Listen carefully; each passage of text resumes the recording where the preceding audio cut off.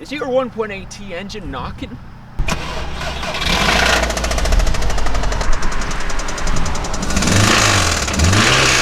Well, say hello to the fastest guide on the internet on how to remove it.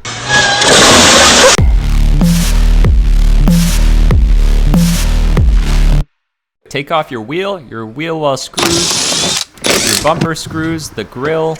Pop the 2 tabs on the top of the grill first and then lift up. Take off the hood latch. All of these torque screws underneath the grill need to come off. Slide the bumper out, disconnect the marker bulbs, take the impact bar support off, mark these bolts for repositioning later. Take the hood latch cable off, take this panel off to get the hood latch cable and the headlight connector off. Take this hood sensor connector off, take these belly pan screws out. Disconnect the horns, disconnect the upper radiator hose. The AC line, obviously make sure that you have discharged it.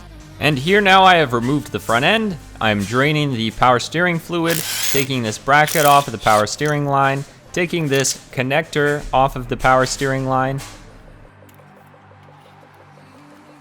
Take off these 4 10mm bolts and then take off this far left 10mm connection to the fuse box. Weather stripping, waterfall panel, this whole cowl needs to come off along with the wipers so that we can gain access to the ECU.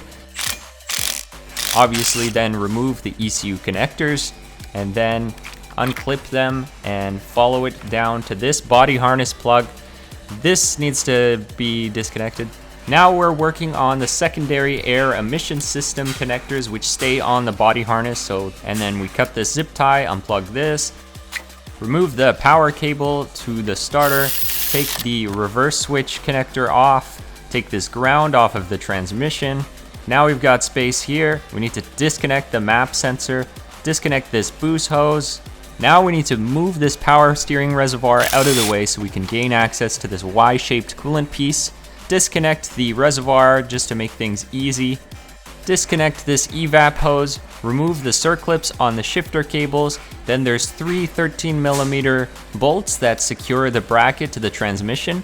Also, here's the speed sensor, you can just pop it off like that. Disconnect the clutch slave line and then pop the bleeder nipple onto the line so it doesn't leak everywhere. Disconnect the brake booster line, disconnect the heater core lines, and then also this one boost pipe down here by the back of the engine. Alright, so this is something you should prepare for on your 1.8T engine swap.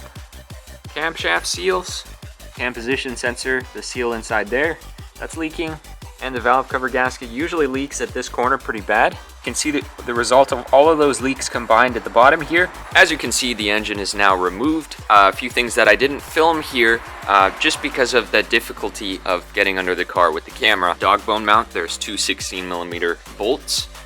The exhaust, there are 4 16mm bolts.